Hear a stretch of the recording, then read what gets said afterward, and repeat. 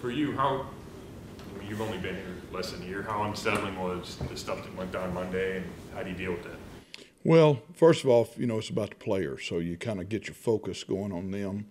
I've got two young NFL coaches that work with me, so handling it from a standpoint for them, because I've been through it before in the college ranks. So, it's never easy for anybody, but you just kind of got to put your attention back to detail on the little things and making sure that, we cross our T's and dot our I's in terms of what we've got to get done and the information we've got to get to the players is ready and spot on for them. Anything big change for you or special teams wise with Greg in charge now? No, Greg's been a special teams guy before, so he understands the minute details of our job. It's been real smooth in terms of just kind of a normal procedure for us. It's kind of what he wanted to do, which is good, because I think anytime you can keep normalcy throughout the deal of, turmoil, it can help you, and it also gives you, your routine. And that's the biggest thing, is just trying to keep the routine the same for the players and pretty much for the coaching staff, minus a few things that we, do different in terms of how he prepares. He'd been a head coach before, so that was good experience for us all to know that he had a plan in terms of how it would operate. How do you think a mid-season coaching change like this affects players? I would say each guy is going to handle it different. Some guys handle it internally. Some guys handle it, being the same. I mean, it's kind of a hard question to answer, to be honest, because, I think each guy in this business handles things differently. I mean, we've all been through scenarios before where, we had to kind of know what was going on and kind of handle it in terms of kind of like what I just said, in terms of just trying to keep everything level and keep everything, the same. I would hope that all the players understand the fact that, all of our jobs are on the line every week. So you got to kind of ratchet up. If you've been soft in one area, you better do something different. If something needs to be improved as a player or coach, you better get it done. And that's kind of the message that I tell myself, and just kind of move on. And probably the less said, the better in terms of all the things, because, there's so many other ways for players to get information nowadays.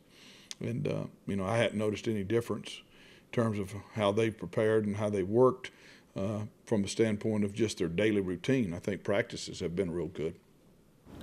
Is Tyreek the scariest punt returner in the league? Well, Josh Cribbs is pretty scary. So I got to throw his name out there, right? But, the thing that he does is a lot like Antonio Brown was when I first got him. You might not go the way it's designed, but he might get back to the way it was designed. So the lateralness, along with him being able to stick his foot in the ground and climb on you, is the thing. But, boy, he's very, very talented. Actually, when he transferred to the West Alabama, that's about 40 miles from where I grew up. So I knew a bunch about him when he was at, West Alabama at the university down there. So my brother actually played ball there. So, but, boy, he's talented and shifty, and he's, aggressive in his catch procedures. I'm just glad he ain't both kickoff and punt, because then you got to deal with him like Cribbs. Greg had been good for you guys up until this last week, missed a couple of kicks. What happened in Pittsburgh? I think he pushed the field goal, in terms of it. Again, it's all about kind of making sure that you get that one little crank to get it inside that goal post on the right hash. He had a good warm-up, so all those things, there was no, like last week we talked about the field situations, there was nothing in that respect that came back to bite him. And, the extra point, he didn't even give himself a chance, so that was the biggest thing. But, I think he pushed the field goal, and obviously we needed to get that knocked in, because that would have been a 9-point swing for us in that respect. And as he's been told, boy, you can't really miss 2 kicks in a row in this league.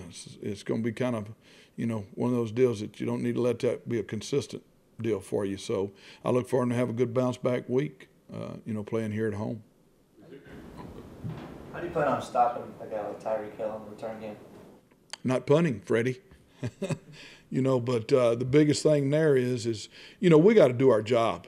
And, you obviously take directional punts into this game. more so than ever, maybe a little bit wider hit and things like that. But, I mean, the bottom line is he's going to get a ball. We just got to tackle, and we got gunners that have been getting down there, and they've got to finish their play, and the net's got to take care of, their responsibility about it. I think also the players kind of take a little pride in ownership about, hey, we're going against a great guy, and Dave always has his guys highly ranked in terms of return stuff. And so, when you face him, you better be ready to get the tackling circuit ready. So that's kind of how I hope our focus is, and, have a good day protecting, because you got to protect before you go down. And then getting down and, swarm the ball. Was there talk about bringing in a new kicker this week? That you'd have to check with John on that. Nobody said anything to me other than coach the guy and get him to work better, in terms of making both of those kicks. Is this one of those weeks for him where he can kind of, prove that he has a future in this league to bounce back from a week like that if he can make some kicks? I think, every game, and I think I said this last week, he's a rookie. So every obstacle he has to overcome, he needs to overcome. Be it the week before where we changed his cleat, be it last week where he missed, a makeable field goal in terms of the distance and the extra point.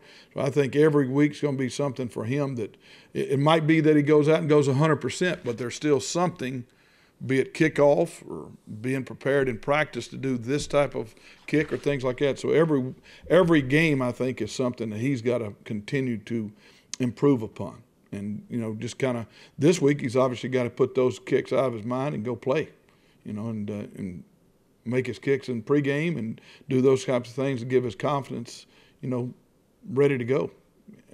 But, I mean, the bottom line is he's a good kicker. He's got a real strong leg. I think everybody's kind of seen that now. Now it's the consistency that we're looking for.